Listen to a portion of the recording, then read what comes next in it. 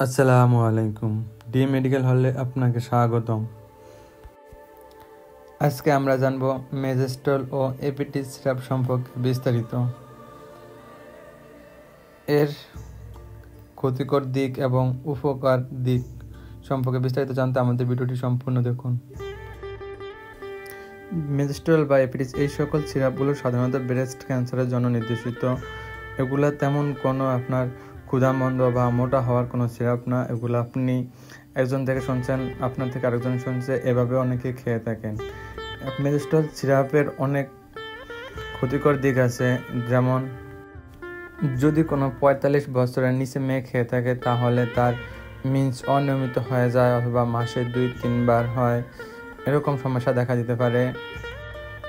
অথবা মিন্স বন্ধ হয়ে যেতে পারে, মিন্স বন্ধ হয়ে যে লিকুরিয়ার মতো অনেক বড় ধরনের সমস্যা হতে পারে। এমনকি আরও অন্য অনেক কারণ আছে। এটা যতটা সম্ভব আপনারা এড়িয়ে চলুন। মোটা হওয়ার থেকে সুস্থ থাকা অনেক প্রয়োজনীয়। আর এগুলা সাধারণত কোনো মোটা কিংবা ক্ষুধা বাড়ানোর কোনো সিরাপ না। এগুলা থেকে যতটা সম্ভব পারেন এড়িয়ে থাকেন। মেজেস্টল, এপিটিস এবং মেজোনক্স আরও অনেক সিরাপ আছে কোম্পানির, অন্য কোম্পানির আরও অনেক সিরাপই আছে। এগুলা থেকে যতটা সম্ভব দূরে থাকুন।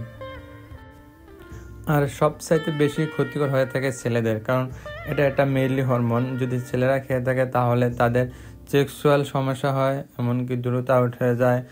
আরও যেমন কোনো ছেলের ভিতরে মেইলি ভাব আসা, বয়েস চেঞ্জ হওয়া, এরকম ইত্যাদি আরও অন্যান্য সমস্যা হতে পারে। এটা একটা মেইলি প্রোডাক্ট, এটা কোনো ছেলেদের প্রোডাক্ট না। ছেলেরা তো আরও আগেই এটা থেকে দূরে থাকবেন। আর ছেলেরা অতটা বেশি খায়ও না, জানি যতটা জানা আছে আর কি।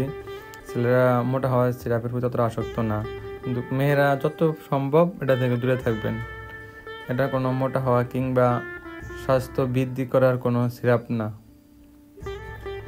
এই সকল সিরাপগুলো হয়তো গ্রামের ডাক্তাররাই দিয়ে থাকে, সাধারণ হাতুড়িয়া ডাক্তার, তারা দিয়ে থাকে মেয়েদেরকে ওই মোটা হওয়ার জন্য যায়, তখন দিয়ে দেয়।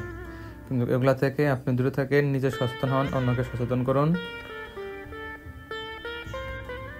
ভিডিও শর্ট করার ক্ষেত্রে আর অন্য কিছু বললাম না। তো এটা মানুষের স্বাভাবিক মেয়েদের মানুষের জন্য কোনো প্রয়োজনীয় মোটা হওয়ার ওষুধ না। এটার ক্ষেত্রে এটা ব্যবহার করা হয় যদি আপনাকে মোটা হওয়া কিংবা ক্ষুধা বাড়ানোর জন্য দিয়ে থাকে। তাহলে আপনি যদি অন্য জনের কাছ থেকে সইনা নিয়ে খেয়ে থাকেন অথবা খাইতে চাইতেছেন, তাহলে এটা থেকে দূরে থাকুন। এটা অনেক অনেক অনেক ক্ষতিকর নিজের স্বাস্থ্যের জন্য, মোটা হওয়ার জন্য। হ্যাঁ, এটা খেলে ক্ষুধা বাড়ে, কিন্তু যে কদিন খাবেন ওই কদিনই, প্লাস এটা খাওয়া বন্ধ দিয়ে দিবেন, আগের থেকে আরও বেশি চিকন হয়ে যাবেন, আগের থেকে আরও বেশি ওয়েট কমে যাবে। তো এটা থেকে দূরে থাকুন, এই সকল সিরাপ থেকে দূরে থাকুন। আপনার যদি আরও কিছু জানার থাকে তাহলে আমাদেরকে কমেন্টে করুন, আমরা কমেন্টের রিপ্লাই দেবো ইনশাআল্লাহ। আর আমাদের ভিডিওটি যদি আপনার কোনো উপকার এসে থাকে তাহলে আমাদের চ্যানেলটিকে সাবস্ক্রাইব করে আমাদের পাশে থাকুন। আল্লাহ হাফেজ।